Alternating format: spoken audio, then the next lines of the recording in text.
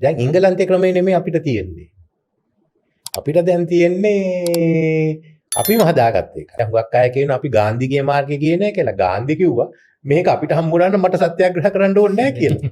අපිට ලැබුණේ එක අපිට තේරුනේ නැහැ. ඒත් අපි ඒක ගෙනිච්චා. ඒකට මේ ඔක්කොම ගැන කතා කරන ආපහු ඒ කණ්ඩායම මම සීයා එක්ක ගියාගේ නිවසට දියතලා. එතන තමයි අන්තිම කරුණ මේගොල්ලෝ එකඟ වුණා. අපි මේ කෙටුම්පත 90%ක් මේ ඔයගොල්ලෝ ආඥා පනත යටතේ කරනවා. හරි මේ නිදා අද මේ සෝල්බඩි ව්‍යවස්ථාව කියන්නේ බණ්ඩාරනායකගෙන ඒක සකස් කරේ ලංකා විශ්වවිද්‍යාලයේ පළවෙනි උපකුලපති අයිවෝඩිනික්ස්. එයා කරේ සුද්ධෝ කියලා නෙමෙයි. අපි කියලා. අපි රිපබ්ලික් කිව්වට වැඩි ජනයාට ගිහිල්ලා නැහැ. ඒක ගිහිල්ලා තින්නේ එක්ක ලෙෆ්ට් එක ලංකාවේ රාජ්‍ය නිර්වචනය කරලා තින්නේ එක්ක ලෙෆ්ට් එක නැත්නම් ජාතිකත්වය. නැෂනලිසම්. ඔන්න ඕක වෙනුවට අපිට කොහොමද මේ අර එංගලන්තෙන් ආපු ෆෝම් එක ඒ ෆෝම් එක මතු කරගන්න. නෑ එකක් තියෙන්නේ මිනිස්සු ඔක්කොම තියෙන සර්වජන ඡන්දය. ඒගොල්ලෝ දන්නවා Tamanටයි තියෙන්නේ. දැන් ඉංගලන්තේ ක්‍රමය නෙමෙයි අපිට තියෙන්නේ. අපිට දැන් තියෙන්නේ අපිම හදාගත්ත එක. ඒක වැදගත් එකක්. මොකද අපිට 1911 දී පළවෙනි ඡන්දය ආවා. දෙවෙනි එක්කෙනෙක් අපි ඡන්දෙන් තියලා 20 දී ආවා. 24 මේකෙදී 49 දෙනෙක් තේරුණා. 24ක් පත් කරපුවා. නිල ලත්තා නිල නොලත් 23 25 දෙනෙක් 24 දෙනෙක් ඡන්දෙන් තෝරාගත්තා. ඒ ළඟට ඇවිල්ලා මුදල් කොමිටිය අපි පාලනය කරා. අන්න ඒකයි අපේ අතට අරගත්තේ. ඊට පස්සේ වැදගත්ම එක තමයි ඩොනමෝ කොමිසම. අපි ඉල්ලුවා ප්‍රතිසංවිධාන විශේෂයෙන්ම 1915 කැරල්ලෙන් පස්සේ. ඒකට ඉංගලන්තයෙන් එවුවා ඒ පාතිත් කම්කරු පක්ෂය. ඒකට එවුවා ඩොනමෝ සාමි ෆ්‍රැන්සිස් බට්ලර් ඒ කොන්සර්වටිව් පක්ෂය අන්තිමට එවුවා බ්‍රහ්මන්ශීල් කියලා ලේබර් පක්ෂයෙන්. ඒක පිටිපස්සේ හිටියේ මේ යටත් විජිත බාර ලේකම් සිඩ්නි වෙබ්. වෙබ්ලා කියන්නේ වාමාංශික සමාජවාදී අය ලේබර් පක්ෂය තුලත්. ඉතින් රමන්ශීල් එක්ක ලංකාව ගැන වැඩ කරේ එයාගේම මේ කණ්ඩායමටයි තව එක්කෙනෙක් ලෙනඩ් වුල්ෆ්. ලෙනඩ් වුල්ෆ්ගේ බලපෑම අනුව තමයි මෙහාට ආවේ. මෙහාට ඇවිල්ලා මේ කතා කරලා අන්තිමට එයා තීරණය කළා තිබුණා ලෙනඩ් වුල්ෆ් මේ සර්වජන ඡන්දේ ලංකාවට අත්හදා බලන්න ඕන කියලා මේ ඉංග්‍රීසි නොවන සුදු නොවන රාජ්‍යයක. එදා තිබුණේ ඒක ඕස්ට්‍රේලියාවේ නිව්සීලන්තේ කැනඩාවේ. අපිව තෝරාගත්තා ඒ බලය දෙන්න කියලා. එයා ඉල්ලුවේ නෑ. ඇත්ත වශයෙන්ම ඒ ගුණසිංහත් ගියාම කිව්වා අඩු ගානේ පළවෙනිම දෙන්න කියලා ප්‍රාථමික අධ්‍යාපනයේ තියන අයට. ඒත් ඒගොල්ල මේ ප්‍රතිපත්ති අනුව අත්හදා බැලීමට දුන්නා. පක්ෂ ක්‍රමේ නැති නිසා ඩොනමෝ ක්‍රමය ඇති කරා. විධායක කොමිටි 7ක් පත් කළා. ඇමතිවරු එයාට කිව්ව හැම කොමිටියම සභාපති එයා තෝරාගත්තේ ඇමති කරා. 3 දෙනෙක් මුදල් ප්‍රධාන ලේකම් නීති ලේකම් එයා පත් කරා. පොලිසිය තිබුණේ ස්වදේශ කටයුතු අමාත්‍ය යටතේ. එතෙන්ට ගියා. ඉතින් අපිට හම්බුණා මේගොල්ලෝ කිව්වේ 7/10 ගවර්න්මන්ට්. 10න් 7ක ආණ්ඩුවක් අපිට දුන්නා. ඒක අපිට ඇති. මගේ එතෙන්ට ආවේ ෆ්‍රැන්සිස් බට්ලර්. මගේ සීයා ඩී.ආර්. විජේවර්ධන එක්ක කේම්බ්‍රිජ් විශ්වවිද්‍යාලයේ හිටියේ.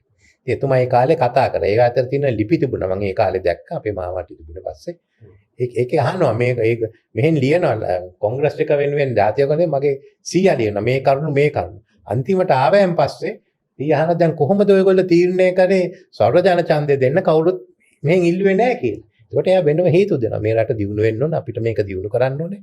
අන්න ඒ ටික දාලා තමයි ගියේ. දැන් හුඟක් අය කියනවා අපි ගාන්ධිගේ මාර්ගයේ ගියේ නැහැ කියලා. ගාන්ධි කිව්වා මේක අපිට හම්බුනා නම් මට සත්‍යාග්‍රහ කරන්න ඕනේ නැහැ කියලා. අපිට ලැබුණේ එක අපිට තේරුනේ නැහැ. ඒත් අපි ඒක ගෙනිච්චා. ඊළඟට 1939 අපි එකඟ වුණා මේක අර ඇමති මණ්ඩල ක්‍රමයකට යන්න. යුද්ධය පටන් ගත්ත නිසා අපෙන් ඉල්ලීමක් කරා මේ ව්‍යවස්ථාදායක ප්‍රතිසංස්කරණ කල් දාන්න කියලා අපි එකඟ වුණා. ඉන්දියාවෙන් ඉල්ලුවා ඉන්දියාව එකඟුනේ නැහැ. ගාන්ධි. අපි කිව්වා මේක කළා මොකද දැන් හිට්ලර් මේ සුද්දන්ට වඩා හිට්ලර්නේ අපිට මේ ටික තියෙනවා. හිට්ලර් ආවම මේ ටිකක් නැහැ කිව්වා. ඒකත් අරගෙන ගියා. ඉතින් ඒ ගියද්දී ඇත්ත වශයෙන්ම අපි ඉදිරියට ආවා. මොකද ඉන්දියාවේ මේ 42 මේ ජපාන් අධිරාජ ඇමරිකන් බෝම්බ දාලා ඉන්දියාව ඇතුළට වෙනකන් හිටියා. ඒ වෙලාවේ ඉන්දියාවේ නායකයන් ගාන්ධි කිව්වා මේ ඉංගලන්තේ ඇමරිකාව පෙරදෙයි කියලා ඔයගොල්ලෝ ඉන්දියාවෙන් පිට වෙන්න කිව්වා. ක්විට් ඉන්දියා. ඉන්දියාවේ නිදහස ලැබුණා අපිට ලැබුණේ ඒක නෙමෙයි. අපි ගියේ මාර්ගේ අපි කොහොමද ලැබෙන්න තිබුණා. මේ අත්අඩංගුවට අරගෙන ඉන්න අය එක්ක පාලනය කළා. එම්බැක් අයගොල්ලෝ එක්ක හිටියා. කොමියුනිස්ට් පක්ෂයේ ඒගොල්ලෝ එක්ක හිටියා. ඔය රජ කුමරන් ජින්නා එහෙම. ලංකාවේ කුනේ නැහැ. අමාරුම කාලේ අප්‍රේල් මාසේ 42 ලංකාවේ රාජ්‍ය මන්ත්‍රණ සභාව කිව්වා අපි බ්‍රිතාන්‍ය ඇමරිකාව සෝවියට් දේශයක ඉන්නවා. මේ අපිට බෝම්බ දාන්න ගම. ආසියාවේ සර්වජන ඡන්දයෙන් තේදිලා මේ රටවල් තුනට මිත්‍ර රටවල්ට සහයෝගය දෙනවා කිව්ව එකම ව්‍යවස්ථාව මේක තිබුණේ ලංකාව. ඊට පස්සේ ඇවිල්ලා අන්තිමට 43 වෙනකොට අපේ මේ ප්‍රධානව හිටියේ සභානායක ඩී.බී. ජයතිලක අසනීප නිසා ඉල්ලා අසුණා ඩී.එස්. ආවෙන් පස්සේ ඒගොල්ලෝ ඔයා රට ගෙනියන්න. අභ්‍යන්තර පාලනය. ඔයා එක්ක ආණ්ඩුකාර කැල්ඩිකොට් මැතිතුමයි ඔයා ගෙනියන්න. ලේටන් කිව්වා මං යුද්ධෙ ගෙනියන්නම් කියලා. ඊළඟට මම මේ කියන්නේ මේ එක එක මතේ දෙන්න. ඊළඟට ඩී.එස්.එන් කිව්වා මට යුද්ධෙන් පස්සේ අපිට නිදහස ඕන කියලා. අපි උදව් කරනවා කියලා. ඒ පාර එහෙන් පණිවිඩය වුණා නිදහස දැන්ට දෙන්න බෑ. නිදහස දෙන්න තියෙන්නේ ඉන්දියාවට ලැබුණාන් පස්සේ. විදේශ ස්වදේශ විදේශ ආරක්ෂා කටයුතු අහල අනික ඔක්කොම ඒගොල්ලෝ කරන්න පුළුවන් කියලා. ඒ පාර ඩී.එස්.එන් එකතු වෙලා ඇමති මණ්ඩලේ ඒ අය කෙටුම්පතක් හැදුවා නිදහසට. ඒක අපිට නීති සම්මත කරන ආඥාපාන තියෙන්නේ. ඒක බණ්ඩාරනායක ටික ඉදිරිපත් කරන්න කියලා ආඥා පනතක් ඇටියට. ඒක ඉදිරිපත් කළා ඒගොල්ලෝ සම්මත කළා. ඒතර ආණ්ඩුකාරය ආපහු ඔයකට බලේ නැහැ කියලා ව්‍යවස්ථා වැඩ කටයුතු කරන්න. ඒක පදනම් කරාන් පස්සේ ඒ අනුව ඕන කිව්වා. ඒ පාර සිංගලන්තය මේ අනික් කණ්ඩායම් කරන්නේ අපිට වෙනම ව්‍යවස්ථාවක් ඕන කියලා ඊළඟට කොමිසමක් පත් කළා සෝල්බඩි සාමි ප්‍රධානත්වයෙන්. ඒ කොමිසම එනකොට ඩී.එස්.එන් එක විරුද්ධ වුණා. අපේ තියෙන කෙටුම්පතක ඒකට දෙන්න කිව්වා. දැන් කොමිසම ආවම ඩී.එස්.එන් එකෙම යන්නේ. ඒ වෙනුවට එයා එක එක කණ්ඩායම් යවුවා. පාරේ යනකොටත් මිනිස්සු සකස් කරලා තිබුණා කියන්නේ ඉංග්‍රීසියෙන් කතා කරන ඔය කොමසාරිස්වරුන්ට. නොහොම ගියේ.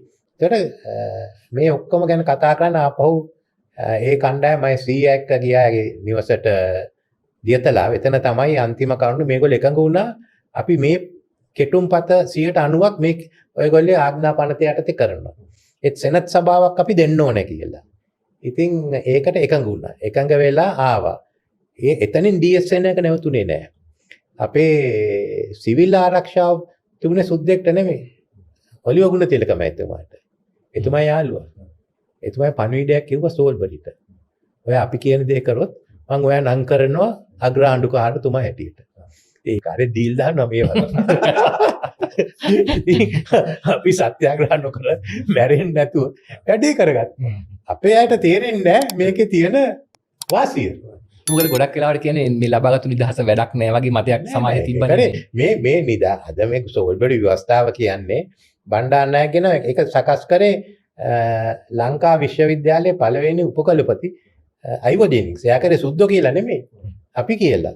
අන්න එතෙන්ට එනකොට ඒකට මේ බලවේග එනවනේ එකට.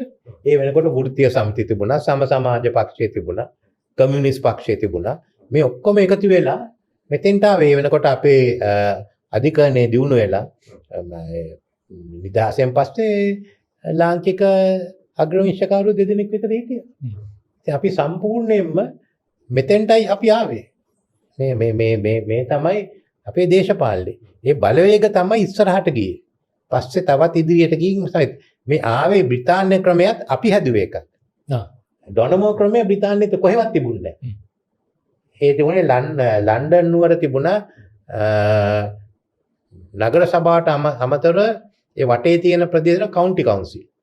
අනේ ඒ ක්‍රමවේදය තමයි ඩ්‍රමන්ශීල් ගෙනල්ලා මෙහාට දැම්මේ. ඉතින් මෙතනින් පටන්ගෙන ඇත්ත වශයෙන්ම කෝල්බ්‍රුක් කැමරන් ඒ වගේම මේ මෙතන ඩොනමෝ කොමිෂන් වලින් විශාල වෙනසක් අපිට කළා දුන්නා. ඒ සෝල්බරි කාව අපි නිසා. ඉතින් කියන්න බෑ අපි ඕක ඉන්දියාවට කරන්න බැරි වුණා. අන්තිමට ඇවිල්ලා ඕක ඉන්දියාව හරියට බෙදා ගන්න බැරුව උනේ අපරාධය බලන්න. අපි කොහොම හරි මේක එකට ගෙනිච්චා.